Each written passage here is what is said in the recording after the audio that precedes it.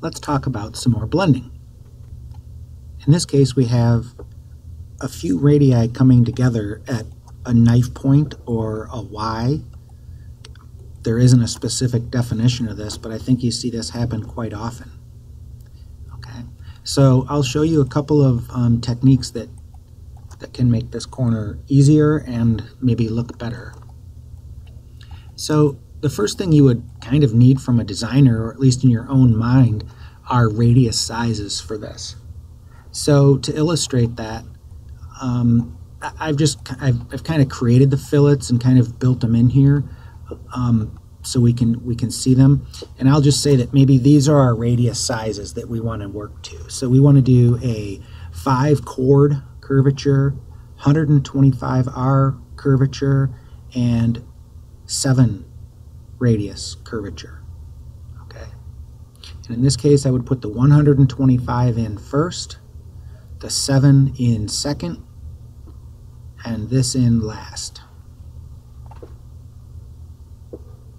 Okay, so back to this. First thing we want to do is put our 125 millimeter radius in. So we'll go to Surface, Fillet, pick our 2 slabs, and we have radius, curvature, and we want 125. And it creates a fillet. Okay. Now, we have a bunch of choices we can make here. What do we do with this fillet at this point? Because next, right, we need to put a blend in between here and here. It isn't 125, sorry. That needs to be, what did we say here? We want an R7, so we want about 15 probably, okay, to give us a radius of approximately 7. All right, and then what would we do with that next? Right, because we can show like what this would be, but now we need something to fill in right in here to allow this blend to happen. Okay, I've seen a lot of techniques here. One might be to extend new this surface, okay, curve, duplicate, grab this point or section, set the pivot, move it up to this location, object, edit, align, and with G0 alignment, move the end of this surface to here, and then use blending and just bring a few along, and I might set my blend factor down just to, just down like that, right? And then fix this continuity, and then I would have something to run this blend and this blend across. But that's going to cause problems with a, how would I phrase that? With a wavering highlight. So right here, we're going to be putting in an up and a down in that highlight right there, and we don't want that, okay? So if we just temporarily get rid of that stuff, and I think the easiest way is to query at these and undo them, right? So that gets rid of the curves on surface. We could ask, and I'm going to go to orthographic viewing, and we could edit the extension of the end of this. So I could change that to extend, and we can see the result. Well, now we have multi-spans in our surface, so we could set this to explicit control and Bezier and get a result. And I'd like to just quickly look at this surface. So when I look at that section, I do see a change in the section over here. And if we look at the control vertices and just do a quick look at those from the end view, do you see how those control vertices begin to twist? Okay, there's nothing for the fillet to derive its continuity from. So it's just being extended, and that's the result. So the technique I think that works pretty well is when you have a fillet that runs into this condition, and we know we need a smaller radius here, I would go ahead and extend with new, and I'm going to extend this curve on surface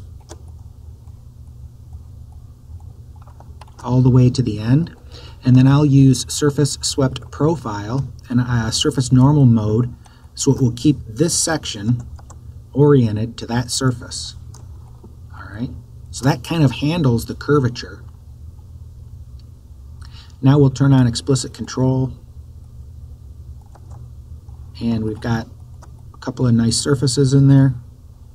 If we look at our ISO angle now, we get a nice consistent ISO angle through there, and it doesn't waver at the end. Okay, and then so last I would come here and I would take the end of this and I would make it edge aligned. Okay, now one thing to note here, I tend to turn automatic off when it doesn't work. Okay, so in this case our fillet was only this long, so it couldn't trim these, and that can cause some issues with trimming later. So I'll leave those off and then come back and trim those slabs like so. And now we have everything trimmed up and ready for our next blend. Okay, now our next blend is going to be this kind of racetrack blend. Okay, so we'll use the same tool, surface fillet, grab those surfaces. Now I grab this fillet as part of this, and I think I'm going to put a 15 in here because our radius size said curvature of 7. So that's typically twice the size at a 0.5 form factor. All right, and I like edge align down here, and I like edge align up here. Let's turn on our continuity check. Oh, and we see we have a slight problem up at the top. Now, when I see a problem like this that's very local, I think that that's probably just a slight CV issue because I requested edge align. So when we go from default, we have curvature. When we go to edge align, there's a lot of shifting in these control vertices, and the software is just having a difficult time creating that with intolerance. So that's easy to address, a slight error like that. We've got edge align at both ends, so we could use automatic, and we can take a look at our fillets. I'll turn off my combs, and temporarily I'm going to turn off my model so I can take a look at this. And it looks, I mean, it's a pretty nice blend. Right? Pretty consistent. If we turn on our ISO angle, we set this to maybe 7, get our blur to 0.3. Pretty consistent through here, right? This sags, but it doesn't sag in the main line. It comes across and hits the fillet where it needs to drop down. That looks good, okay? But when we just look at this in a diffuse, and even when I look at this, and probably you too once you see what I'm going to illustrate here, this is a constant radius construction. So based on the angle between these two walls, the distance between tangents is developed. So it appears that in this area where we are crossing this fillet and this fillet, the angle is changing and getting either more acute or more obtuse. In this case, I think more acute, and it's causing the tangent lines to pinch right there. And those tangent lines pinching like that can cause your eye to just take note of it, right? So I think visually our eyes are, and people are more capable of observing the distance between the tangents varying and that making the fillet get smaller versus, or appear to get smaller, instead of the fillet remaining the identical size but the tangent lines moving. Okay, in this case I think we want the tangent lines to be a little bit more consistent. So to show that, I just did a quick comparison here, and if we look at this, we have pinching right here and we have constant over here. So if I just turn that text off like that, see how you can kind of see how this is a little tighter right in here? You get a little different highlight right in there, a little darkness, where this seems a little more consistent, okay? So it's subjective versus objective analysis, okay? So we need to create this constant tangents, but we want this minimum radius value. Okay, so we're going to go back to our working model, and I need to measure the distance between these two tangent lines all the way along here and figure out, you know, what's the number I want to use. So I think the easiest way to do that would be to query edit this, tell it to give me one single surface.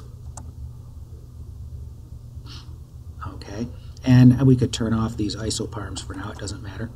And then ask the deviation between this curve, which is a fillet edge, and this curve, fillet edge, and we get maximum is 14.3. Okay, so minimum is 10, average is 13. I'm just going to call it 14.5, and just to keep it kind of consistent. If I want to know what it is on this end, we could use the Windows information deviation table. All right, and if we pick that locator, it gives you every point along the line or along the diagnostic. So if I pick on here, it highlights with the arrow right there where we're at. So it's 13.5 at this end, 14.5 at the other. I'm just going to call it 14.5 is what we want to make that fillet, okay? And delete my locators. So I'll query edit this, all right? I'm going to go to chordal. We want curvature. I want a chord type to be chord length, which is the distance measured straight between the two lines. And we're going to put 14.5 with a 0.5 form factor in there. Okay. In this case, I left on single surface, so we've got a lot of spans in there. So let's turn off single surface so we can get a little more typical result of what we'd want to see. And we've got our fillets in here. Okay. So, I mean, realistically, even if I had on the continuity check in here, which will give me these results, okay, and let me know, I would always go in and do a continuity check on the inner surface boundaries. So just like we're doing here, and I'm going to go to ortho mode and check each of these boundaries, okay, just to be sure. And we can see we've got a couple tiny issues. So these I would fix with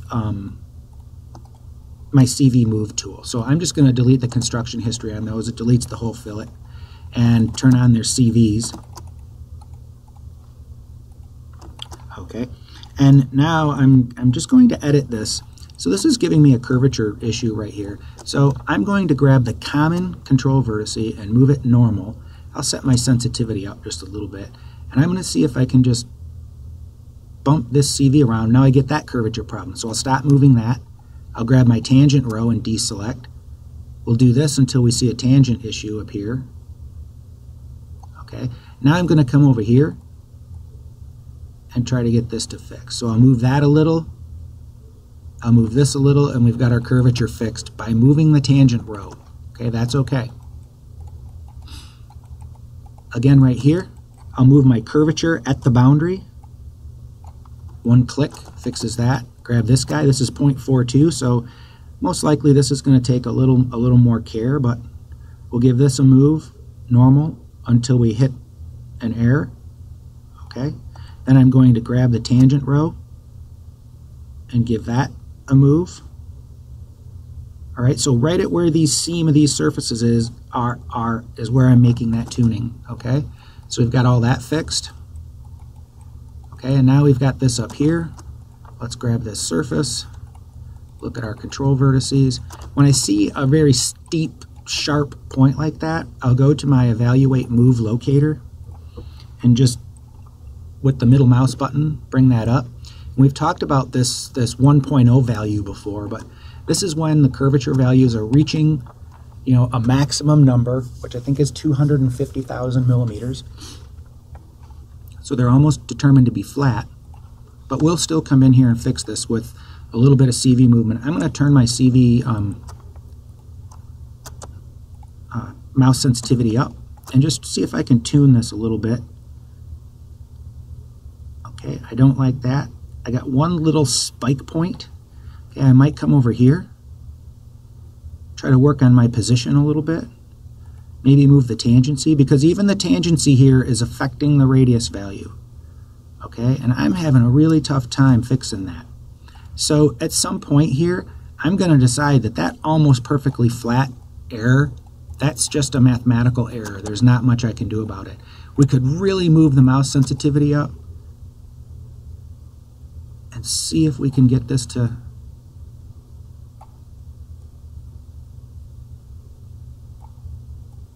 But we're so close to a boundary. I wouldn't necessarily go in here and use a line or a tool like that. It could do too much other, I don't want to call it damage, but too many modifications. This is one of the kind of errors that's like, well, yeah, mathematics aren't working out there. Can't get this perfect. I mean, you could use the arrow key, but so close. I would leave that. All right. So I'm going to delete the locators, and now we need to put our final blend across the top. So this was shown as a chord 5 when we went to our handy dandy radius chart.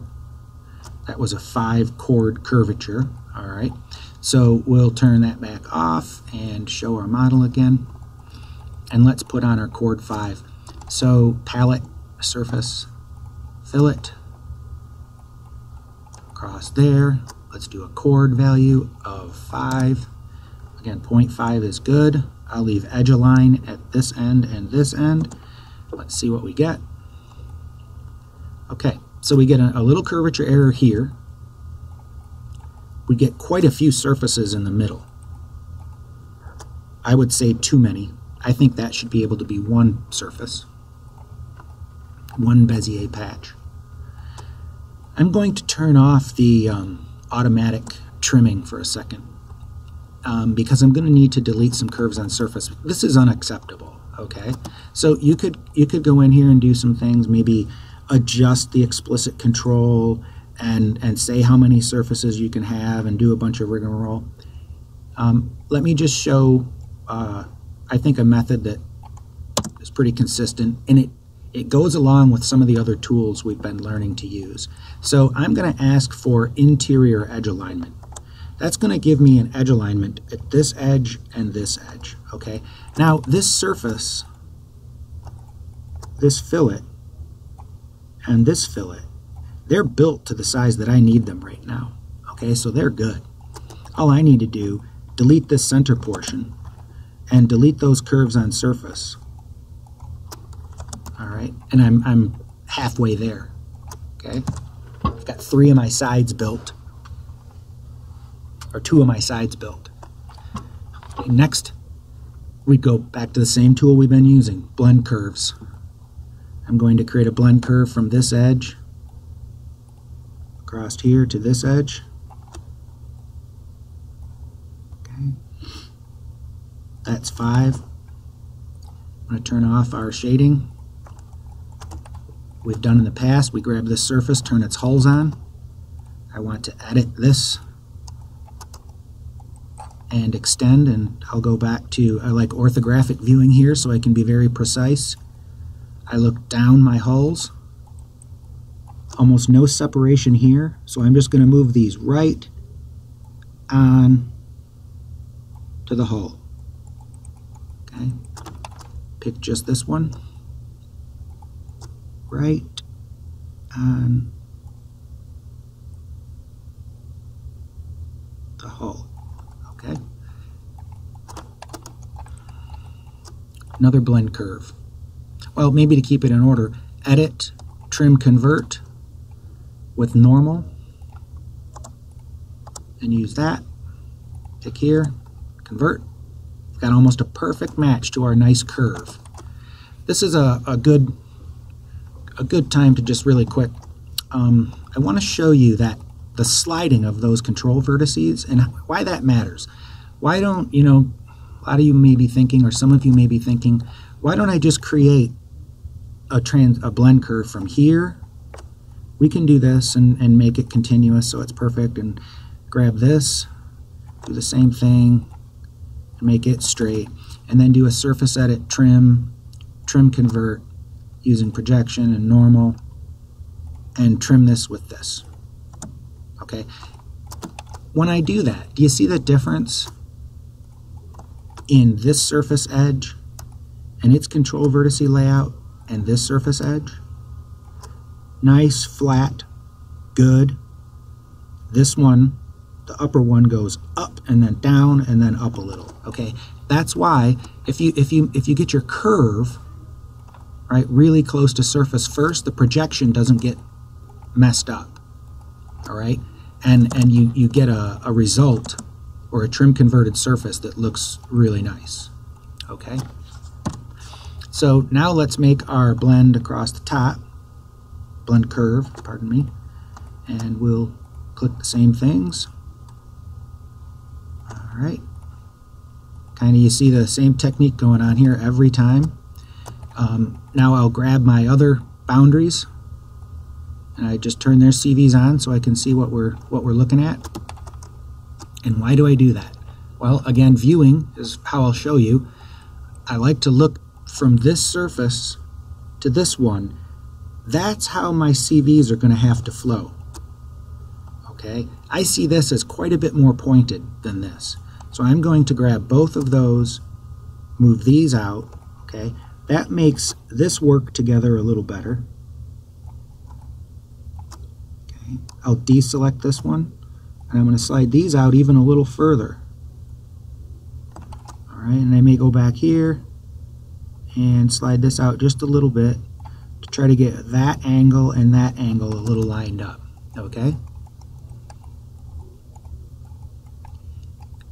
Get this situated so it's like it's on my workbench right in front of me. Surface, boundary square. Set this to G0. Kind of default these. We could have used reset, right? That resets it all to its defaults. But I like G0, so we'll go pick around. Doesn't matter what order. We just want to be sure we're picking the raw edges that we have. All right. Boundary 1. I want curvature. Boundary 2, G0. Boundary 3, curvature. And boundary 4, curvature. Okay, and we get a pretty heavy surface. Back to what we used before. Collinear on boundary 1. Collinear on boundary 3. And collinear on boundary 4. All right, this gives us a pretty good solution. I'm going to turn on explicit control and set this to 5 by 5. All right. That's what we need. Now, I'm noticing that this is a little widely spaced. Okay. I'm just going to try to use one of my sliders here to adjust that. So this moves it left and right. So I'll bring that back to the middle. And this makes it wider. This makes it narrower. Okay, good. So now I get a nicer arrangement of CVs in there. Okay. I'll take my curves, put them over here. I'm going to take my surfaces, put them there, turn this off. I like to do this too. Here's my original, not the trim converted. It's my original. If I did a good job at trim converting it, we should have a perfect match here. Let's just try trimming it. So I'll trim, 3D trimming, project, normal. Trim this to here. Okay, evaluate. Let's check our curvature. Got a little deviation there. There we're good. There we're good. Okay, I would come back to this surface. Grab one control vertice, maybe bring my mouse sensitivity down. A number of CVs could affect this. Okay, so, and it looks like we're really going to want to have probably our sensitivity up pretty high. So we'll just tweak this and see if we can make something happen. Okay, you don't need to do anything with one control vertice too much. All right, it's just going to take a little bump out in the arc out here. Okay, now let's check our top. We need to project onto this surface, this boundary, evaluate, check curvature. Okay, we get a gap in the middle. We'll use move CVs. I'm going to grab both of these. Now, this is a situation where these two control vertices control position to this surface and curvature to the two adjacent surfaces. So we may not be able to make this adjustment without adding, an additional row of control. But okay, and when I see this kind of stuff start to happen where other errors come up, I'm just going to undo. I'll look at my U and V direction. So it's V. I'm going to add a row. Then I'm going to use that center CV, which isn't affecting my curvature. We'll bring this down. Not all of it with one control vertice. And now we've got a really nice blend in that corner. So I'd pick, at this point I would delete my construction history so I don't lose anything. I'm just going to make some trimming operations here. And we've developed, we got one little problem here. Let's see if we can fix that by just bumping a CV here and not affect this. Probably should have paid attention to that before, but okay, when I see that number jump like that, I want to get more diagnostics on here. So I go to Evaluate, Move Locator, which is the same as Locator's Move Locator. I'm going to up my number here, and see that number goes up to 1. Again, an indication where we're looking at a mathematical error, not necessarily a bad surface. Okay, so let's grab this. We've got our number high. Okay, we're down to that little tiny itty bitty. Maybe we'll go here.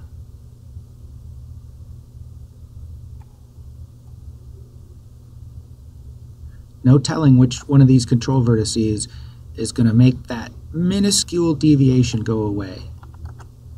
But when it gets down to one single comb or locator like that, and it's at a scale of 1, that tells me that, yeah, it's got almost a problem in the calculation versus my surface being bad. So you could grab these and do, maybe a little bit of slide manipulating to try to get this to be okay.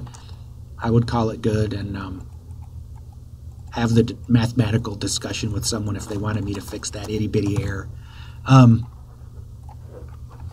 It would be repairable, probably increase the order or split that surface. But now we have a nice set of surfaces. They are curvature everywhere. Minimum control vertices. Nice highlights.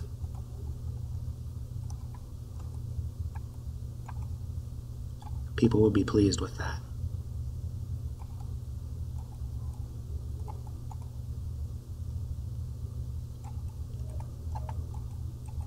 Okay, cheers. Let's have a try.